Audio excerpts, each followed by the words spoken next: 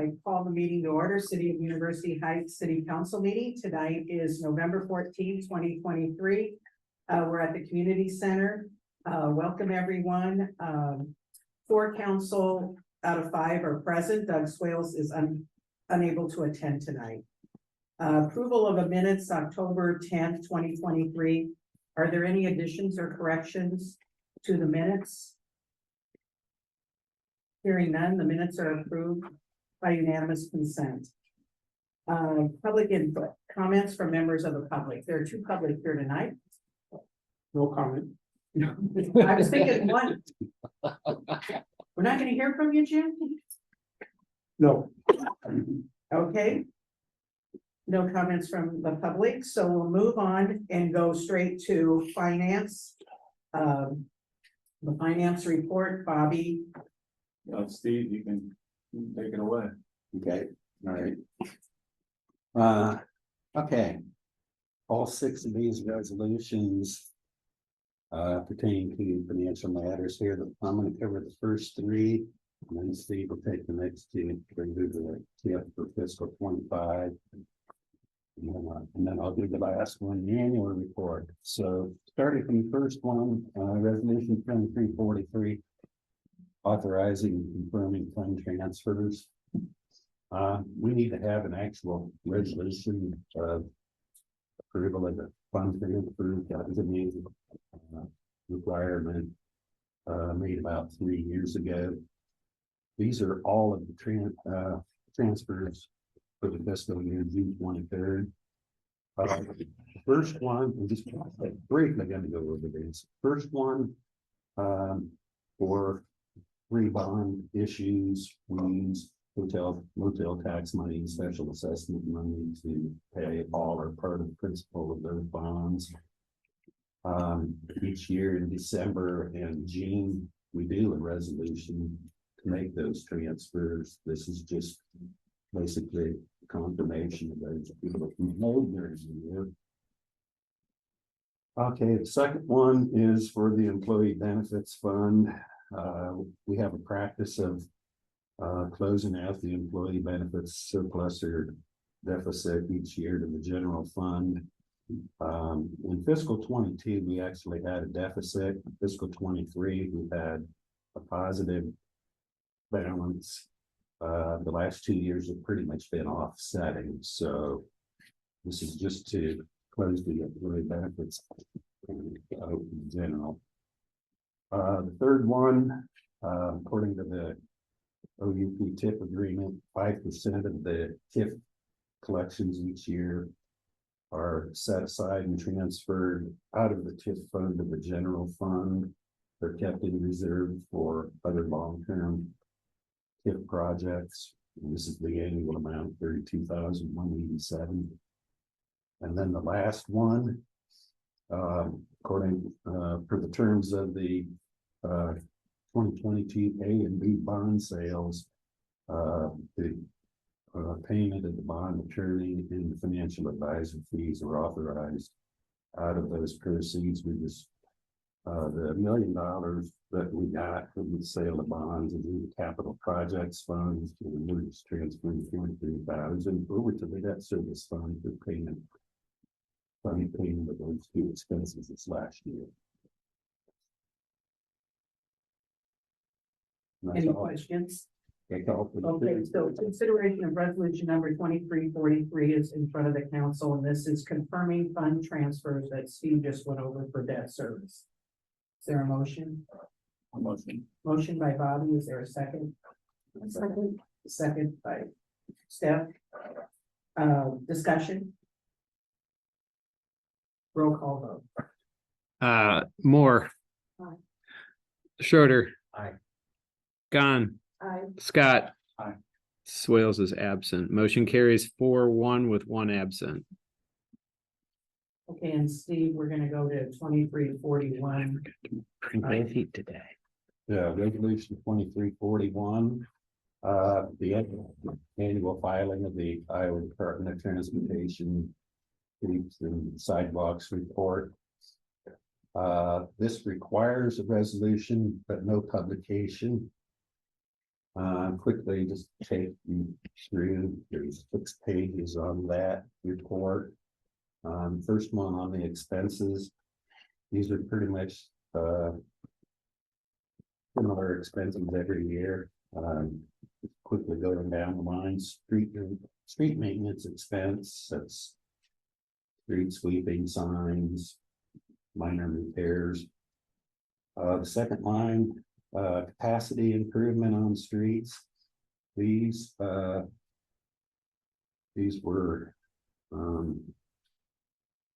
oh yeah, for the Melrose, and then the one other capital project that are going on. These were the engineering fees paid at through June 30th of last year. We had money in the road use tax fund to help pay for some of the costs of these various street projects we have going on. In the past, I brought up each year with this that the Iowa code pretty much has a provision that you can't accumulate more than 1 year's worth of expenses in your account every year. We've had road use tax balance has been increasing, so we actually talked to Bobby about this, and we actually felt it was more beneficial to pay those 2 projects engineering fees out of road use tax, and chisel away at some of that excess balance. So the next 3 items, these are just principal interest and bond fees on 3 projects related to streets. Transfer out, those are just transfers between these. On the revenue side, there's transfers in the same amount, and the street light, traffic control, snow removal, and other streets engineering. Those are pretty much self-explanatory expenses. Second page on the revenues. Okay, first one, property taxes levied on the debt service. There is a small part of one of the bonds that's paid by debt service levy. Second line, other taxes. This is hotel motel tax money. This is the amount of hotel money that we're using to pay for the long-term debt portion. The third line, road use tax, we got almost $169,000 this last year. And it's expected that we're probably gonna maybe have a little bit more this next year. Assessments, those are just special assessments to pay for the OEP share, and then proceeds from the debt, $1,046,000, and that is proceeds from the derived from the T-bond sales. Third page, this is just a description of the general obligation bonds that are related to street and sidewalk projects. This is just the principal and interest fees paid during the year. The next pages here, relatively very little information. We don't have any streets equipment. There were no major street projects completed during this last year. And then the last page is just a summary for the year. So none of the expenses that we had on this year's report have been inconsistent with amounts reported in previous years. So that's all I have for that one. Okay, so consideration of resolution number 2341 is before the council approving and directing the filing of the IDOT annual city street financial report for FY23 that Steve just reviewed. Is there a motion? Motion by Bobby, a second. I'll second. Second by Lisa. Discussion. Okay, roll call vote. Schroeder, Aye. Scott. Aye. Gunn, Aye. Moore. Aye. Motion carries 4-1, Swales absent. Thank you. And then Steve. last one. So, yeah. Double break here. Okay, the next one is the annual urban renewal report. This is a summary of the income and expenditures that are attributable to urban renewal areas. This report's required by the Iowa Department of Management. It requires a resolution for approval, but no publication. We just have the one urban renewal area. TIP revenue received, including property tax replacement claims, was $643,744 during the year. The expenditures for non-rebate expenditures, $32,187. That's the 5% tip set aside that we also had in our transfer number 3 previously approved. That leaves a balance in the TIP account of $611,557,000. That was the remaining 95%, and that was paid out to the next one, early July. Okay, this is consideration of resolution number 2338, approving and directing the filing of urban renewal report with the Iowa Department of Management related to One University Place tax increment financing development agreement. Is there a motion? Motion. Motion by Steph. Is there a second?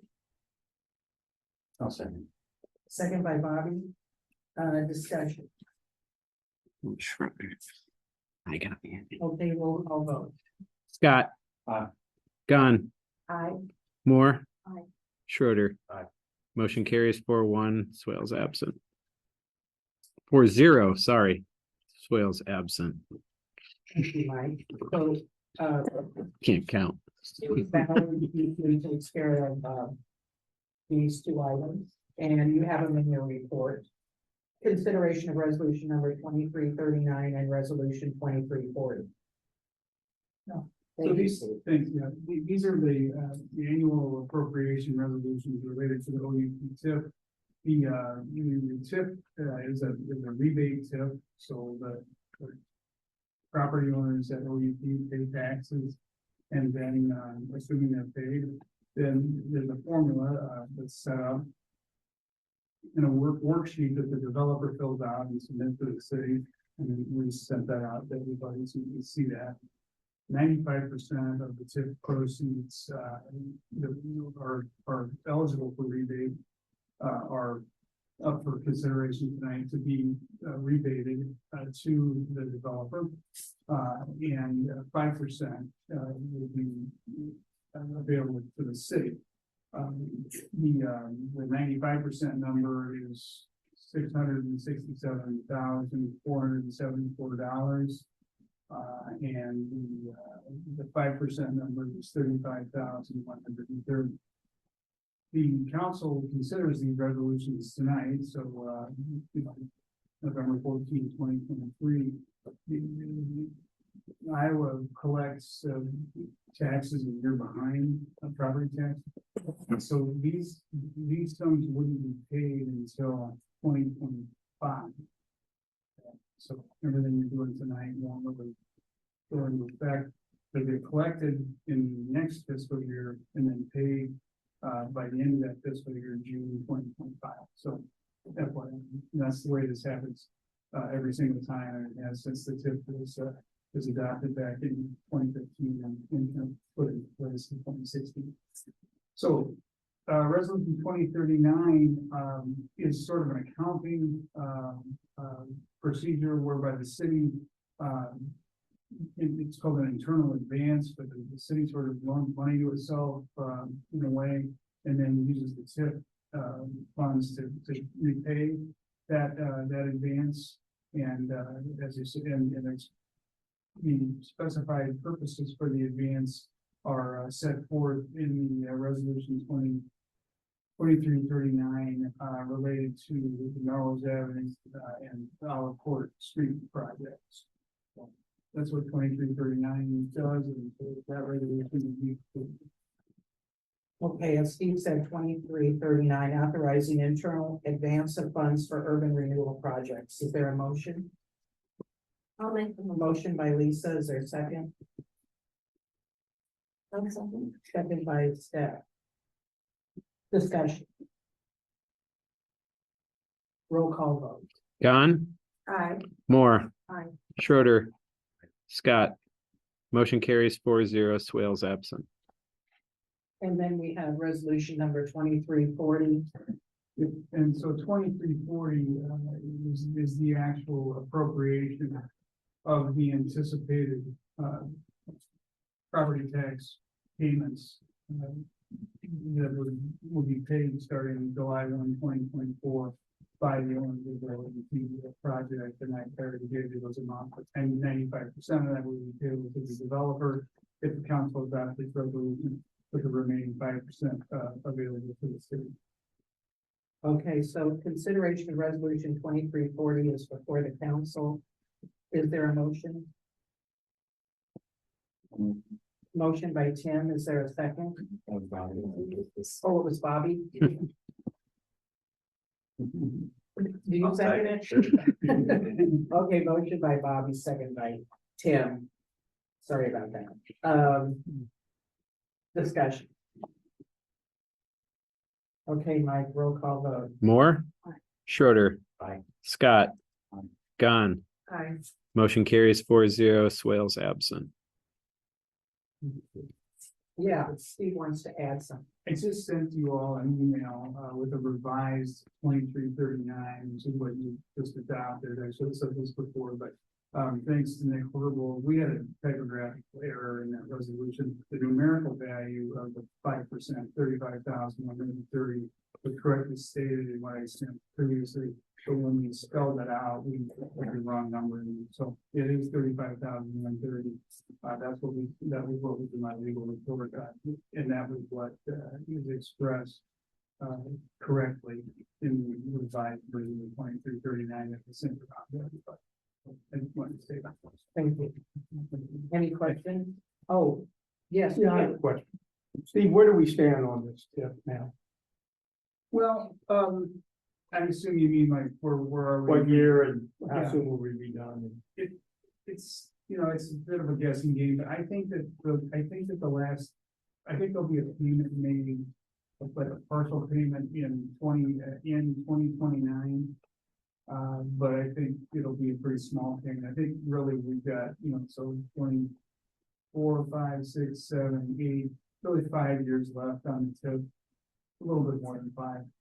And that's subject as as valuations of property increase or decrease, well, then that impacts the tax dollars that are paid by the property owner, which impacts the amount of eligible or available for TIF. But that's my best estimate is 20. When we began in 2015? In 2015, in August, the council adopted the TIF. So it was, there was quite a ways yet before there were actual payments. So, really when let me find this. I think 17 might have been the first actual payment.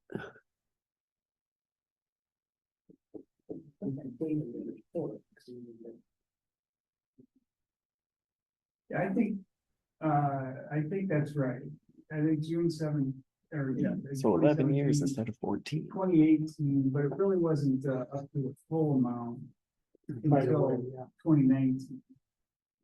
Yeah. It's like the 2018 payment rebate was something like $48,000. 2019 was 452, and then 538, and then 695, and then it's jumped around a little bit, but it's been in mid 600,000s, since then. Yeah, its current value is like 43 million something, right? Yeah, Its current assessed value by the, So we're done in somewhere between 11 to 13 years. yeah, as opposed to the 20 years that was authorized. Yeah. And as I'm looking at my own spreadsheet, I do think, so I think in June of 2028, we would anticipate another payment of roughly $670,000 based on current valuations, which could then easily change. So if the full rate sort of is 670, then in June 2029, the payment would be more like 380. So it'd be about maybe 2/3 of it. The usual payment, and then it's done. And at that point, those funds are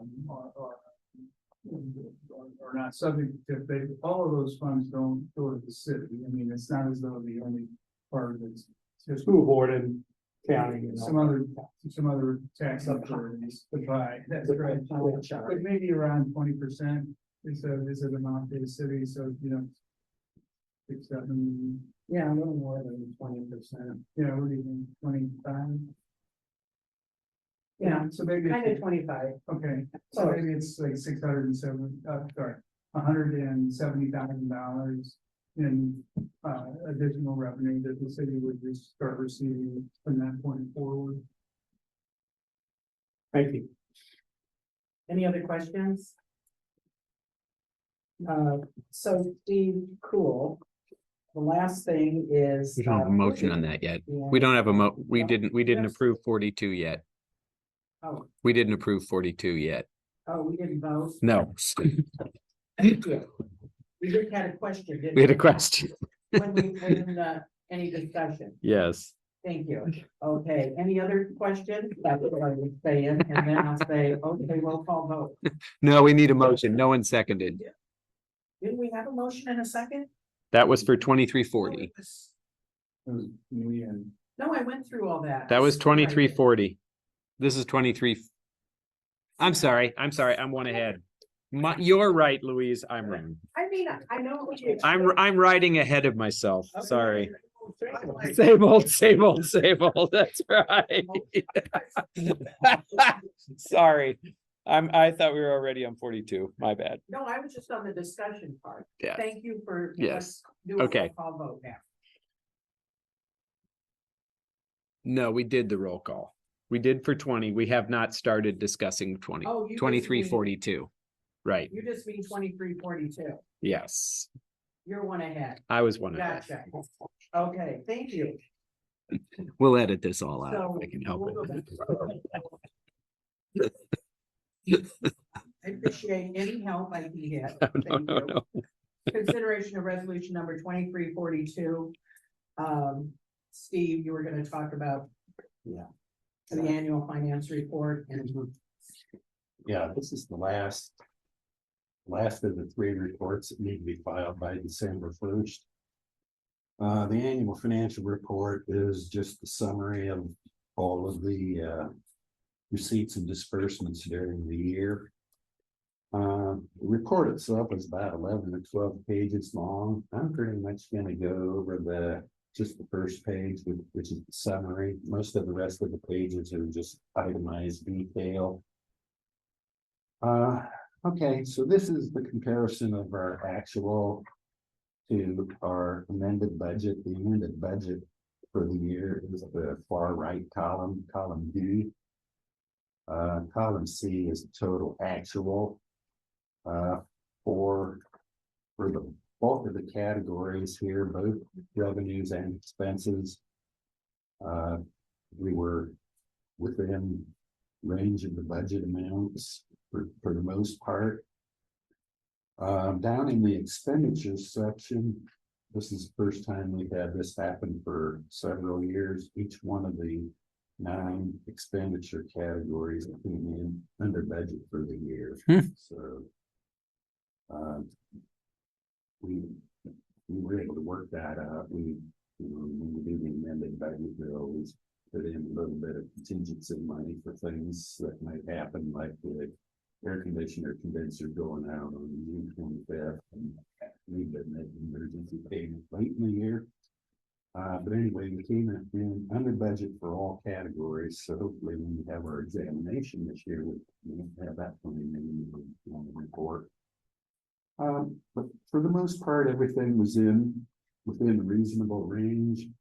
One expenditure category that was way under budget, that was community and economic development. budget amount was 715,000, actual was 82,000, that big difference. The remainder, most of the difference there is the 95% tip payment that was actually made in early July to Maxwell, so. Right, and fiscal year ends into June. So Yeah, that was a problem. yeah, it's normally been, most of the time it's been paid by the end of June. I think it's going into July, so. But anyway, jumping down to the bottom part of this, well, on all the numbers here.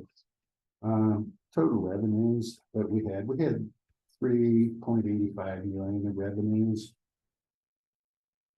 Expenditures, we had about 1,946,000, leaving a surplus for the year of 1.9 million. We had a budget amount of surplus of 1.2 million, and as you recall, back when we did the amended budget, I brought up why we were having such a large surplus. It's most of it's attributable to the 2022 A and B bonds being sold in July of 22. All the expenses were Right. incurred prior to that, so we had a few years with large deficits. That's why we had the revenues. But anyway, we came out much further ahead just because of the timing and everything came out as well. So miscellaneous information here at the bottom. The general obligation debt limit, we're at $9.5 million. Right now we have 1,960,000 of outstanding general obligation debt. So we are using about 20% of our debt capacity, which is quite a favorable percentage. So, there's several pages of detail here. Nothing really unusual or out of the ordinary fluctuations from year to year. As far as publication of this will be on next Wednesday, November 22nd. November 22nd. November 22nd will be the publication date. And then I will just need to get both your and Mike's signatures on this form that I send to the Department of Management after I transmit the file with this information, and also I'll need a copy of the publication proof and affidavit. You take care of that right after Thanksgiving. And Great. I'll be around to sign. We'll get it done, and the deadline's December 1st, you said. December 1st for all three of these. Okay, I wanted to ask, or you to speak just briefly, Bobby and I approved that you attend this advanced property tax training seminar in Cedar Rapids on November 2nd. And we really appreciate you attending it because there's a lot of changes you told us. There, yes, there's big changes. Property taxes are not going to be a one size fits all for each community anymore. Generally, this property tax reform is going to eliminating several of these supplemental general fund levies. Trying to combine a lot of those into what's called the $8.10 general levy. Right now, we have a general levy and the maximum is $8.10 per thousand. We assessed levy for that for years. There's some other levies that we currently use that are general fund levies. The transit levy, we get about $22,000 per year. That one, unfortunately, we'll be able to keep that one, but instead of being a dollar for dollar based on what we need for transit, it has a maximum cap of 95 cents. I haven't done any numbers to see. I was still able to cover the transit costs. We have the library, that was a voted levy from several years back. That one is actually being phased out, and that's a 27-cent levy. I don't remember that exact amount. It was not a big amount either. It was somewhere around 20,000. Yeah. something like that. Yeah, He's, transit was a little bit more. So that one we're gonna be losing. Fortunately, the other levies that we have, like the debt service and the employee benefits and payroll taxes levies, those are exempt from this property tax reform. So we will still be able to levy those levies at full dollar for what we need. So since we're only actually losing the library levy, my gut feeling is we're probably not going to take that bad of a hit compared to say communities. There's also the whole theme of this is to try to limit property tax growth to no more than 3% per year. Where it goes, that's hard to tell, but that's the long and short of it. And then the other thing I wanted to touch on was how does that affect us? Well, most of it's probably going to be in the scheduling. You know, the last 2 years, we've had to have that special meeting just to have that discussion on the property tax levies. That's being modified. We still have to have a similar type of meeting for that. Anyway, backing up here on the calendar, we're gonna have to go into, January, just like we have in the past. We need to get our information quick. Maybe a little bit quicker than we've done in the past. Because instead of doing that property tax levy process in early March, in the budget file that's online with the Department of Management, we'll do this new file that by March 15th at the latest, Ted Nelson from the Iowa Department of Management, he actually recommended by March 5th to give the county auditors time to work with this information. Basically, we need to know what we're going to levy for property taxes by March 5th. And I fill out this form and transmit it to the Department of Management. Then the Department of Management sends all of that information for every tax entity within the county, City of Iowa City, Florida, us, Iowa City School District, emergency management, all of these levying agencies. And starting March 20th, between March 15th and March 20th, each county auditor has to take all of this information for all of these taxing entities within the county, and they put it into this template to generate this flyer that every one of us are going to get in the mail sometime between March 20th and April 1st. Basically, it's for you guys, it's going to say, "Dear University Heights resident," and it'll go through and it'll say what everybody's assessing for taxes that's going to affect your property tax bill. After that goes out, then we can have this new modified property tax levy. So we're gonna have about a month of time where budget's gonna fall off and wait until all this stuff gets processed. So once again, it was Ted Nelson. He's the actual director of the Iowa Department of Management. He's a really good guy to work with. He recommended that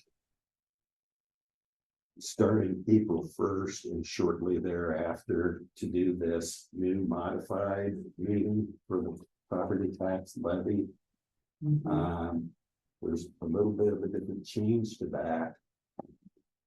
We'll still have to have a publication, but no resolution. But he recommended a resolution just to show formally that the council or the school board or whoever approved of this numbers that show up in this brochure that's coming out in the mail.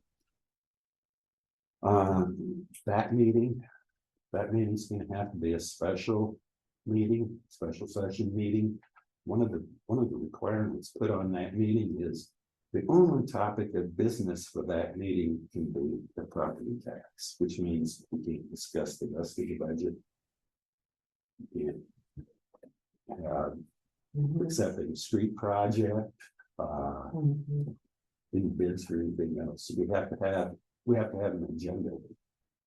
We're not even on, actually, if we call the word tax levy and adjourn. Once we have that meeting, then we go ahead with the publication of the proposed budget. This will be April sometime. Yeah, so really, we're gonna have to have the proposed budget decided by April 1st, more or less. At least we decide the expenditures, and then we kind of fill backwards and whatever this massive mathematical calculation of property tax is gonna give us. Initially, we could just take the, the test value after the rollback and take it times this rate, and they'll give you a nice ballpark number that you're gonna get. But there's so many of these 3% breaks on this whole process that it's not easy anymore to pop some numbers in. So we're really gonna have to push this and that's the budget a lot more up front. Then we, after so in early April, we will have to have a special meeting to approve the property levy. And then we'll go ahead and fill out the rest of this, the publication, and then we will have probably another special meeting to have the approval of the budget. Because we have to have enough time to meet the 10 to 20 day publication rule too. So probably what we're going to have to do, I don't think we have much choice. The budget has to be completed by April 30th. So we're most likely going to have, and this is if we want to do these meetings on Tuesday nights. April 2nd would be the property levy one, and then April 23rd, 3 weeks later, would be the actual approval of the budget.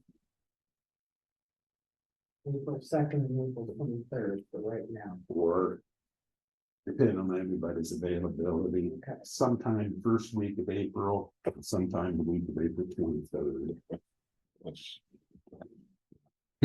Well, all the cities are in the same boat, so I'm thinking everybody's gonna be getting information Oh, yeah. relatively quickly. And we'll get information quickly because they know they have to come up with their numbers. Yeah, because usually when you read the paper starting like in February and early March, you start seeing these notices of public hearing for the budget and stuff like that.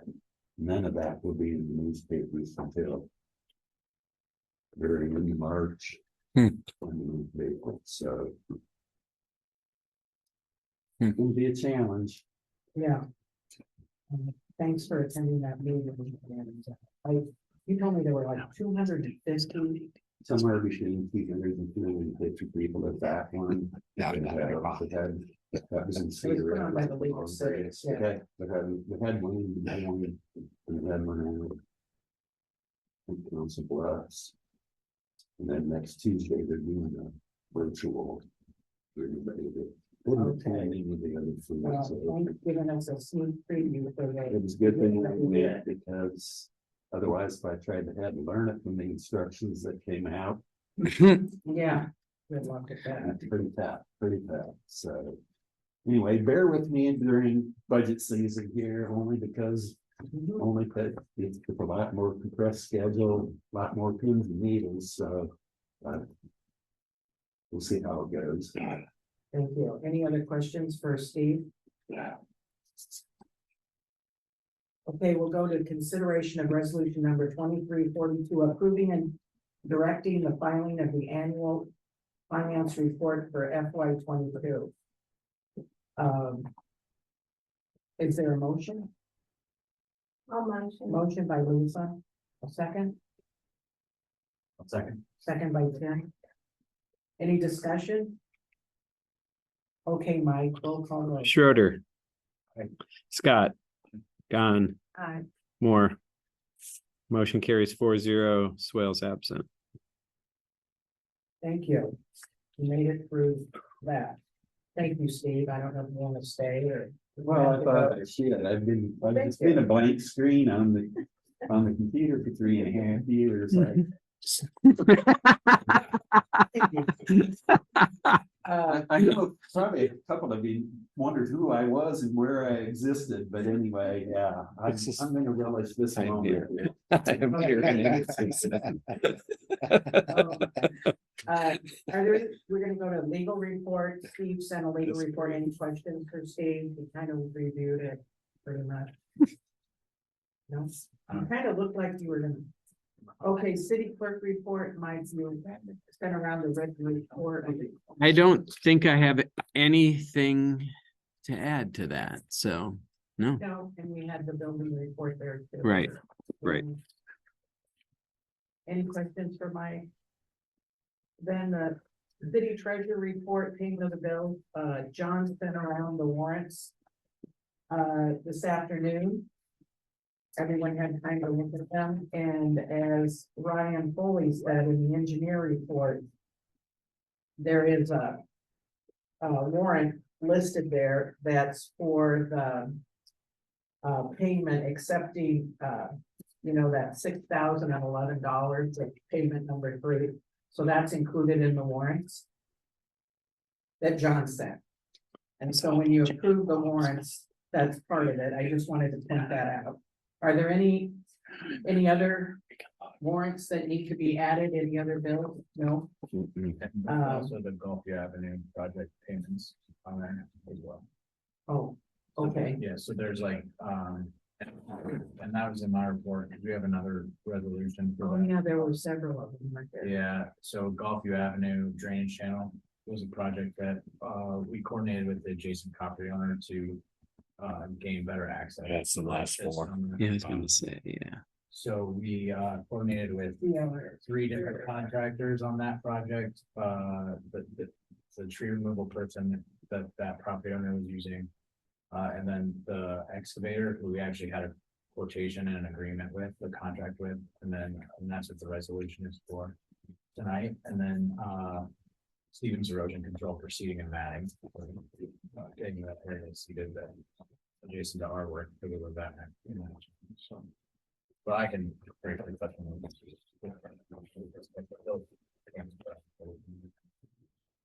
Thank you for adding, that, so council's aware. Is there any objection to paying the warrants? Hearing none, the warrants will be paid by unanimous consent. Okay, and John, did you have anything else? You're good, right? Okay. And then police report, the police report was sent today, or last night, wasn't it? Yeah. Last night, by, Chief Kelsey. And,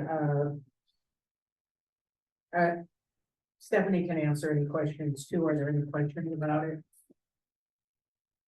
Okay. We'll go on to engineer report. And you have 2 resolutions too, and go ahead, Ryan. Yeah, so we've got a pay application for the Oak Crescent Avenue and Mahaska Drive intersection improvements, which was included in the warrants list. So, we have a resolution. That payment is for the retainage, that was withheld after the second payment or the first payment, I suppose. And so now we've got everything we need from the contractor to complete the contract and close out that project. So this resolution, council will consider resolution 2344 to accept the project as complete and authorize payment of retainage. So we recommend approval of that and acceptance of the project. It's a beautiful project. Yeah, it is good. I drive by it all the time. It's beautiful. We'll do that pretty well. So consideration of resolution number 2344 is before the council. Is there a motion? Motion by Steph, there's second. I'll second. Second by Tim. Any discussion? Roll call vote. Scott, Aye. Gone, Aye. Moore, Aye. Shorter, Aye. motion carries 4-0, Swales absent. Thank you. Then we go ahead. So I guess just real briefly, I'll touch on Monroe Street improvement. So Mid-American gas relocation work was completed, the last full week of October. They abandoned the old gas main. The work took as long as they estimated, a little bit longer, so we didn't really have an opportunity to start the roadway work this year. And made a decision that we would wait till next spring to start that work, so it's just in the report there for council to be aware of that. So I spoke with the contractor, they expect that they could start that at the end of March or early April. That's a letter pending. So.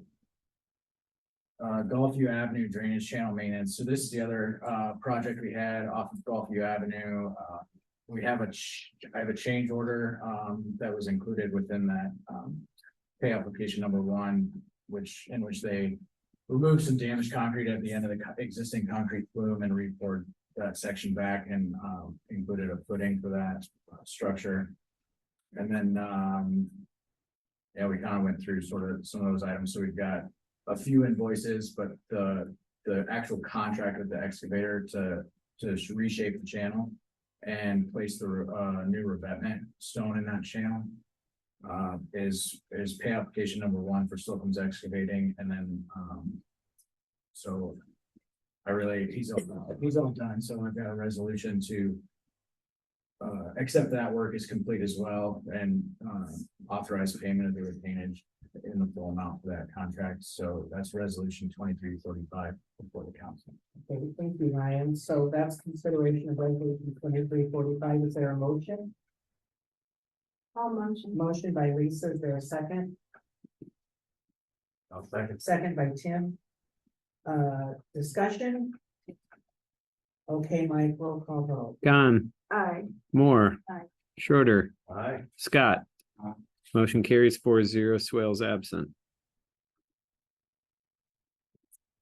Okay. Any questions for Ryan? I'm good. Thank you, Ryan.